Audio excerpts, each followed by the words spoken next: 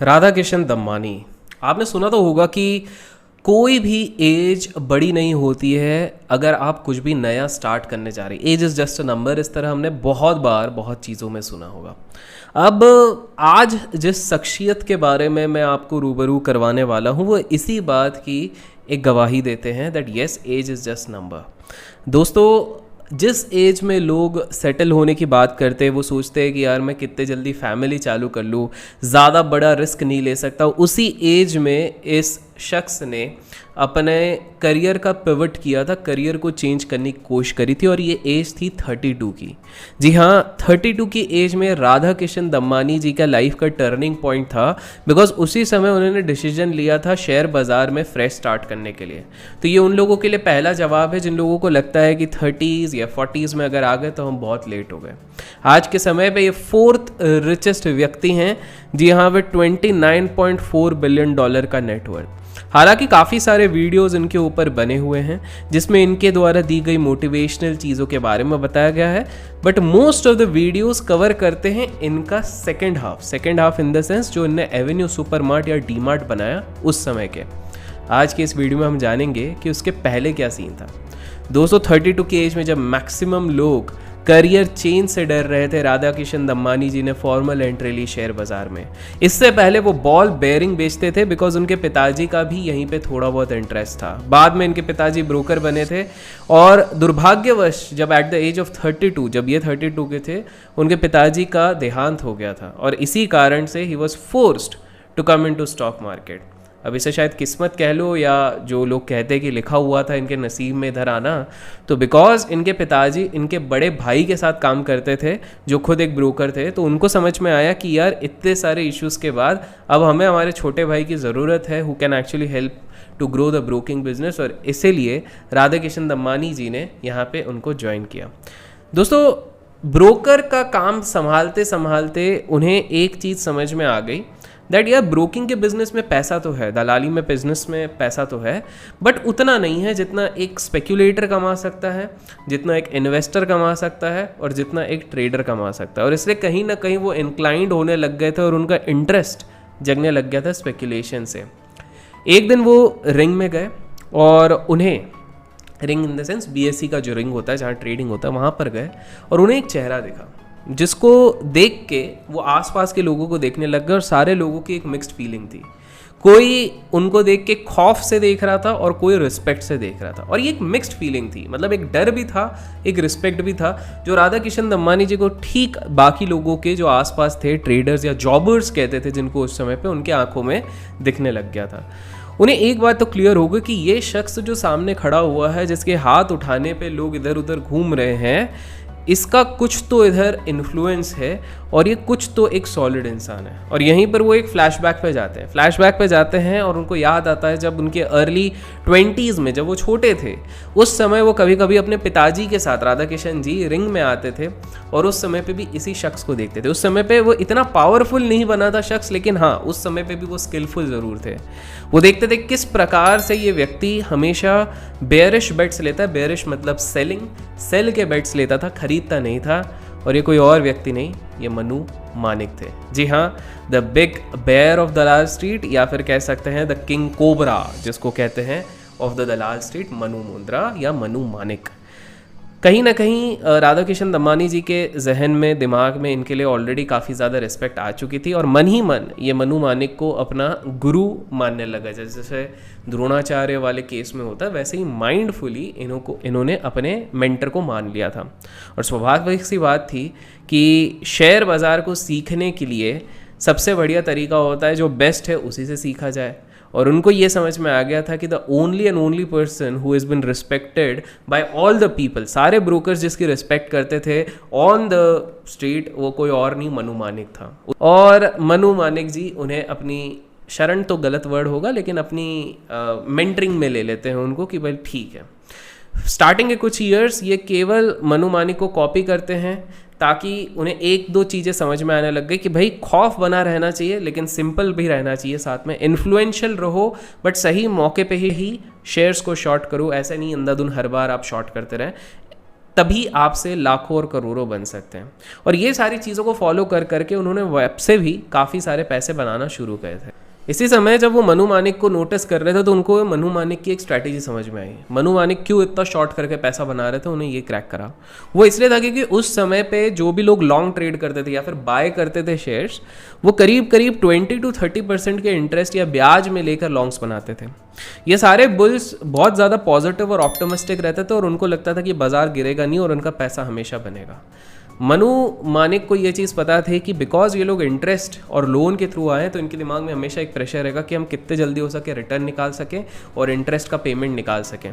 और उन्हें ये पता था अगर किसी प्रकार इन्हीं शेयर्स पे अगर प्रेशर बनाया दिया जाए तो ये सारे बुलिश ट्रेडर्स एक एक करके भागना शुरू होंगे। बिकॉज दो चीज़ें होंगी, पहले लेंडर्स थे वो इनको पुश करेंगे कि भैया जो शॉर्टफॉल हो रहा है, जो पैसे की कमी पड़ रही है बिकॉज मार्केट गिर रहा है, उसकी तुम भरपाई करो। और जाहिर सी बात है मनु मानिक को एक चीज़ समझ में आ गई थी कि जो लोन और इंटरेस्ट लेके कर रहे हैं उनके पास एक्स्ट्रा पैसा नहीं है, तभी तो वो लोन ले रहे हैं, तो वो लोग नहीं कर पाएंगे और इसके चक्कर में पैनिक में वो सौदा काटेंगे। एक सौदा काटेगा, 2 सौदा काटेंगे, 10 जब लॉन्ग ट्रेडर्स अपने पोजीशन स्क्वायर ऑफ करना शुरू करेंगे तो अचानक से जब मार्केट क्रैश होगा तो मनु मानिक को डबल फायदा हो जाएगा। मोस्ट ऑफ द केसेस में तो यही होता था कि लोग स्क्वायर ऑफ कर देते थे बिकॉज लॉस लेना ही पड़ता था। मनु मानिक ने कोई ऑप्शन ही नहीं छोड़ा था और इसी चक्कर में बुल्स की बलि चढ़ जाती थी वहाँ। सो ये वाली स्ट्रैटेजी जब राधा किशन दमानी जी ने भी समझा तो मनु मानिक के साथ मिलकर इन लोगों ने बहुत पैसा कमाना शुरू किया by short selling at that point of time. पर ये गैंग पूरा नहीं हुआ था अंटिल 1987। अब आप बोलोगे 1987 में क्या होता? 1987 वो समय है जब एक अपकमिंग ट्रेडर स्पेक्यूलेटर की एंट्री होने वाली थी दलाल स्ट्रीट पे। दलाल स्ट्रीट मतलब बीएससी के इधर होने वाली थी। एक चार्टर्ड अकाउंटेंट बीएससी के बिल्डिंग के बाहर अपनी एनालिसिस, टाटा पावर पे इनने अपनी पूरी एक स्ट्रक्चर्ड एनालिसिस करी हुई थी। ये जाके सबको बता रहे थे कि भाई टाटा पावर एक बहुत बढ़िया शेयर है, खरीद लेना चाहिए, टाटा ग्रुप की है, टाटा समूह की है। लेकिन कोई भी स्पेक्यूलेटर भाव देने को तैयार नहीं था बिकॉज सबको ये लगता था कि भाई उस समय पे 80s में तो वैसे भी सब गैम्बलिंग ही चलता था, तो कोई इसको सुनने को तैयार नहीं था। लेकिन जब वो बीएससी की सड़कों से गुजर रहे थे उस समय पे राधा किशन जी से उनकी भेंट हुई। इनको बस इतना पता था कि कोई बड़ा इंसान है राधा किशन दमानी, बट उनको ये नहीं पता था कि वो उनकी बात सुनेंगे नहीं सुनेंगे ये क्या है। बट राधा किशन दमानी जी की एक बहुत खास बात रहती थी, पेशेंटली वो सबकी सुनते थे। उनको ऐसा रहता था कि भाई मेरे को नॉलेज और ज्ञान जहाँ जहाँ से मिले मुझे बटोर लेना चाहिए because at the end any piece of information can help me to make a lot of money. तो वो उनको ध्यान से सुन रहे। तो जब कोई नहीं सुन रहा था तब ये सुन रहे थे और इसी तरह राकेश जी इनसे प्रभावित हो गए और उनको अर्ज किया कि आप मुझे अपने साथ रखो, मुझे सिखाओ and I will never let you down. तो ये शख्स कोई और नहीं, अभी के समय के मिस्टर बिग बुल हैं। आपने सही गेस किया, मैं बात कर रहा हूँ राकेश झुनझुनवाला जी की। तो राकेश झुनझुनवाला जी को पता था कि शेयर बाज़ार में सक्सेसफुल हम तब तक नहीं हो सकते जब को हमको कोई सही गाइड करने वाला नहीं मिल जाता। लेकिन राधा किशन दमानी जी ने सीधे सीधे एक चीज़ कही थी उनसे कि यार हम शेयर्स सेम नहीं रखेंगे शायद, हाँ मैं तुमको सिखाऊंगा, मैं खुद सीख रहा हूँ मेरे गुरु मनु मानिक जी से, और जैसे जैसे होगा हम लोग साथ में रहेंगे, हम ये सारी चीज़ें सीखेंगे। बस 2 चीज़ें याद रखना, पहली चीज़ है कि आपको डरना नहीं है, पहली चीज़ उन्होंने ये बताई। और दूसरी चीज़ उन्होंने ये कहा कि इस दुनिया में कोई किसी का सगा नहीं होता सिवाय तुम्हारे माँ बाप के, तो माँ बाप को हमेशा रिस्पेक्ट करो। और ये वाली चीज़ राकेश झुनझुनवाला जी ने आज तक याद रखी है। इसके बाद 1989 में राधा किशन जी ने अपनी एक फर्म ओपन कर ली जिसका नाम उन्होंने रखा ब्राइट स्टार। इसके पहले भी उनके पास ब्रोकरेज फर्म थी, लेकिन इसके बाद इनने एक अपना खुद का फाइनेंशियल ये करने के लिए इनने कंपनी खोली ब्राइट स्टार।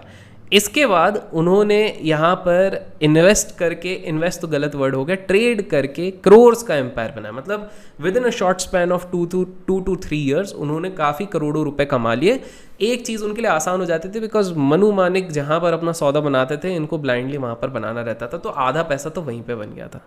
तो यहाँ से हुई थी राधा किशन दमानी और राकेश झुनझुनवाला जी की स्टॉक मार्केट की शुरुआत।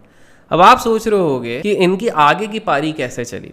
सो राधा किशन दमानी जी धीरे धीरे धीरे राकेश झुनझुनवाला को गाइड करने लग गए।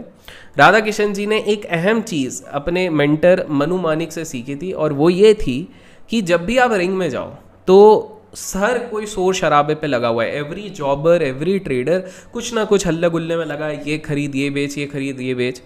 उनका ये मानना था कि जो ये दिन भर करता रहता वो नहीं जीत सकता शेयर मार्केट का गेम। वो इसलिए कोने में जाके बस बढ़िया खड़े हो जाते थे, शांति से सबको ऑब्जर्व करते थे। ऐसे काफ़ी दिन होते थे जहाँ पर वो ट्रेड तक नहीं लेते थे। दोस्तों ये एक बहुत एसेंशियल ट्रेड होता है किसी भी सक्सेसफुल ट्रेडर के भी अंदर। ज़रूरी नहीं है कि आप हर दिन हर समय ट्रेड लेंगे तभी सक्सेसफुल होंगे। और राधा किशन जी ने ये चीज़ अपने मेंटर मनु मानिक से बहुत अच्छे से सीख ली थी। उन्होंने सीख लिया था कि असली ट्रेडर वही होता है जो बिल्कुल सही समय का इंतज़ार करता है और मौके आने पर मौके पे चौका मारता है।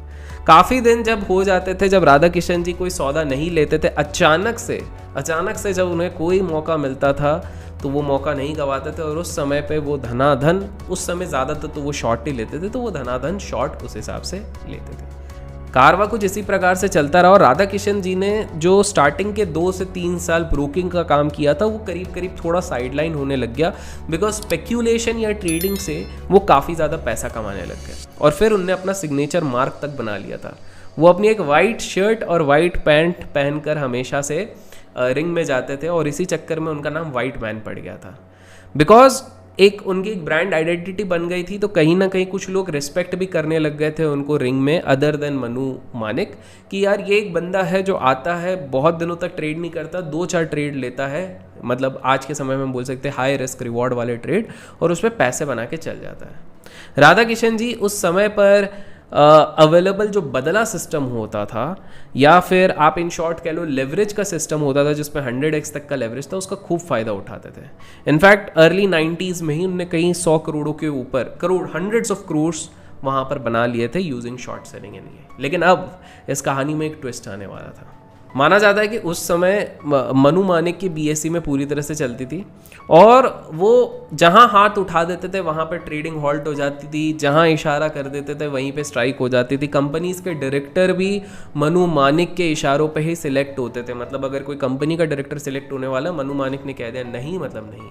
एंड बिकॉज राधा किशन दमानी जी काफ़ी सारे ट्रेड्स मनु मानिक के ही कॉपी करते थे, उसको एनालाइज करते थे, तो दोनों राधा किशन दमानी एंड राकेश झुनझुनवाला ने इस समय पर काफ़ी अच्छा खासा पैसा बना लिया था। सब कुछ कुशल मंगल चल ही रहा था कि फाइनली पूरे गैंग को एक तगड़ा उम्मीदवार या फिर चैलेंजर कह सकते हैं वो मिल गया, और वो कोई और नहीं था, वो था हर्षद मेहता।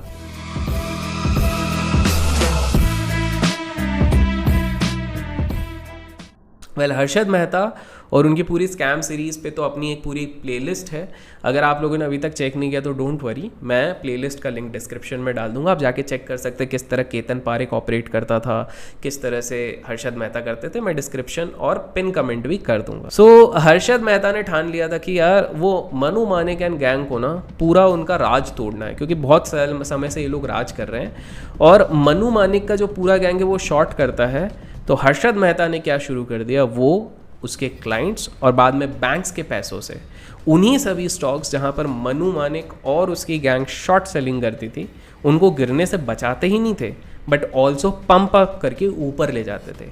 सिंपल से एग्जाम्पल, एक स्टॉक था जिनको मनु मानिक की गैंग ने within a week almost 40-50% तोड़ दिया था।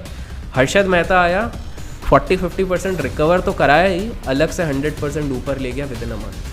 तो प्रॉब्लम हो रही थी अब मनु मानिक के गैंग को, इंक्लूडिंग राधा किशन दमानी। शाम की चाय पीते पीते राकेश झुनझुनवाला जी ने और राधा किशन जी को कहा कि यार ये ACC का भाव बहुत ऊपर जा रहा है और ये सस्टेनेबल नहीं है। हर्षद अपने पैसे लगा रहा है, अपने सोर्स करके इसको पंप कर रहा है और कितना ही ऊपर जाएगा, ऑलरेडी बहुत ऊपर जा चुका है।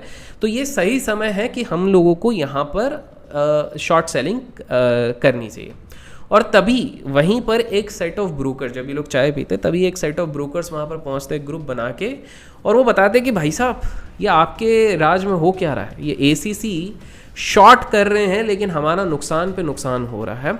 और ये सारे के सारे जो गुजराती हैं वो हर्षद मेहता के इशारों पे पूरी तरीके से नाचे जा रहे हैं और हर्षद मेहता जैसा बोलता है वैसे के वैसे कर रहे हैं। दोस्तों आप लोगों को बता दो कि उस समय पे, इनफैक्ट आज भी बोलते हैं कोल्ड वॉर तो चलती रहती है, बट उस समय पे सीन ऐसा रहता था कि दलाल स्ट्रीट पे 2 ग्रुप हमेशा बटे रहते थे, गुजरातीज़ और मारवाड़ीज़ के।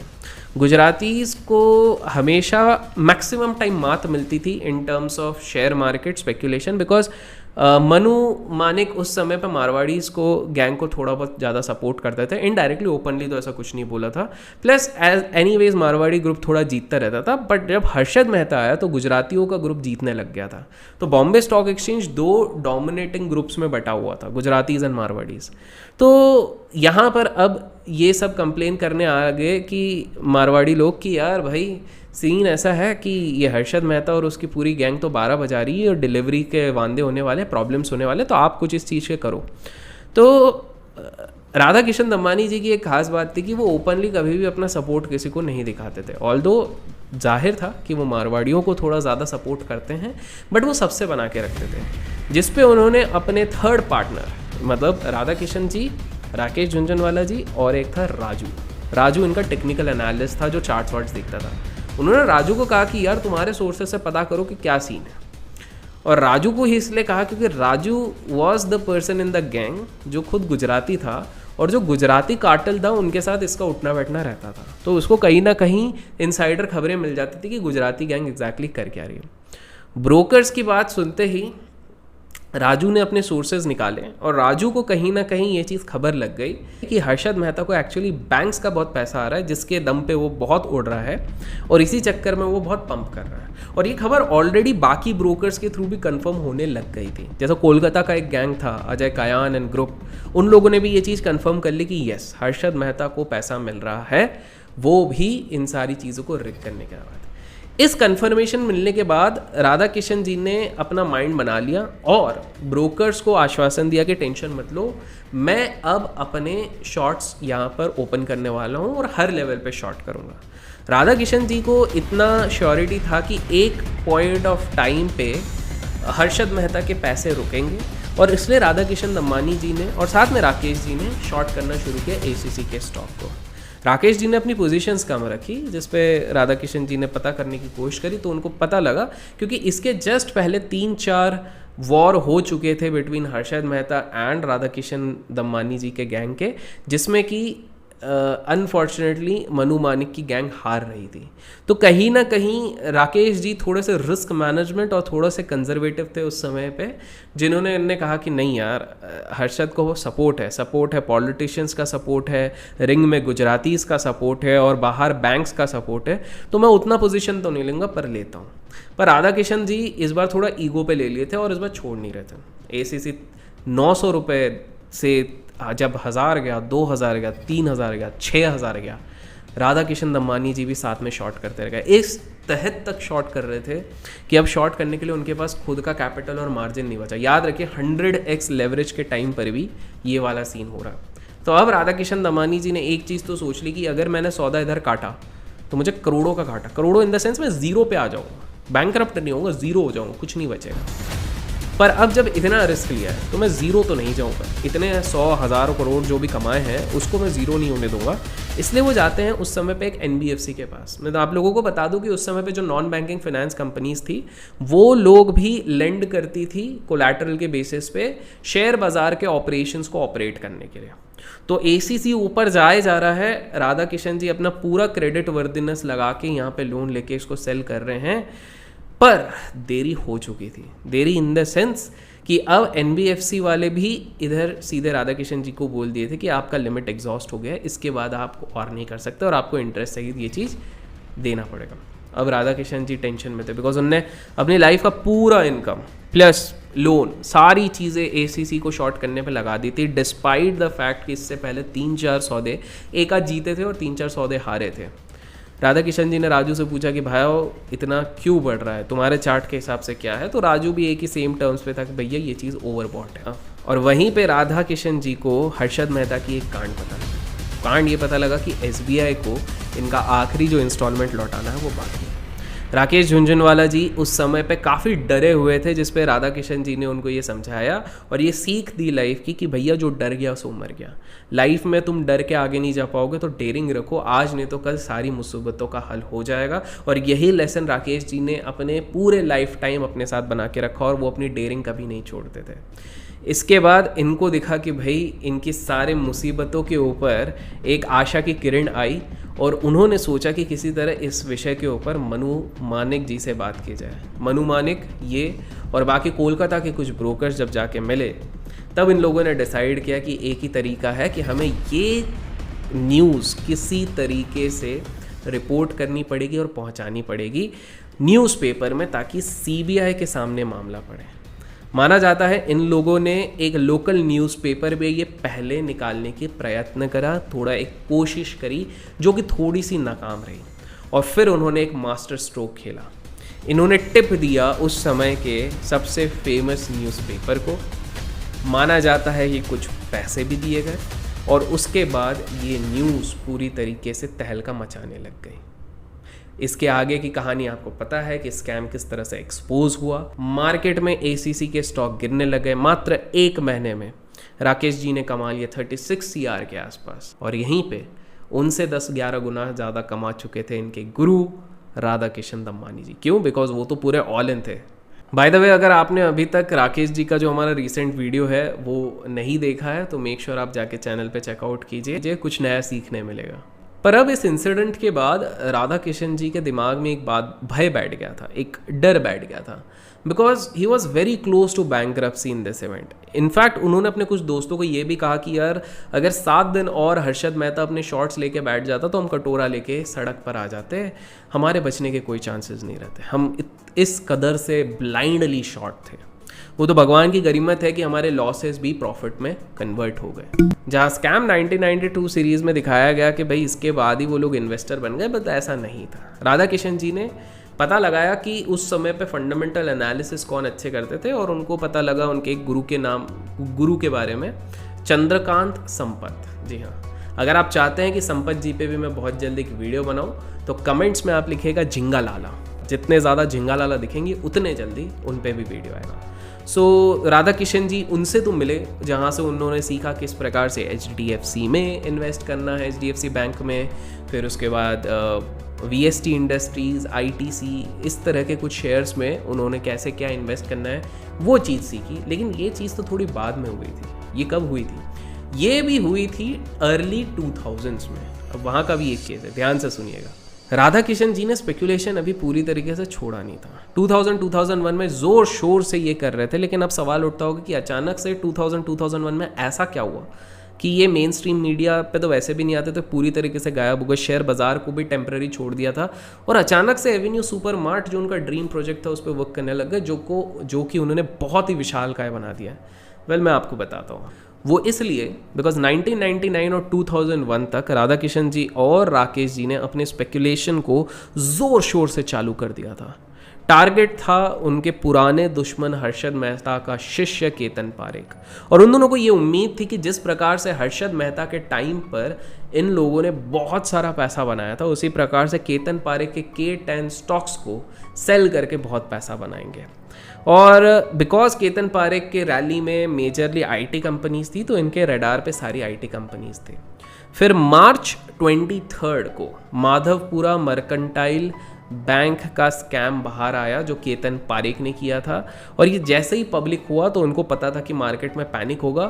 पर राधा किशन जी ने ना इस बार एक मिस्टेक कर दी थी, और सिर्फ राधा किशन जी ने इनके पूरे गैंग ने एक मिस्टेक कर दी थी। हर बार की तरह इन लोगों ने इस बार पूरे के पूरे सेक्टर को शॉर्ट करना शुरू कर दिया था, और इस बार इनके गैंग के मेंबर्स थे जैसे निर्मल बांग हो गए, अजय कायान हो गए। इस प्रकार से इनकी गैंग भी थोड़ी अलग थी, और भी कुछ ब्रोकर्स थे जो इनको सपोर्ट कर रहे थे उस समय पे।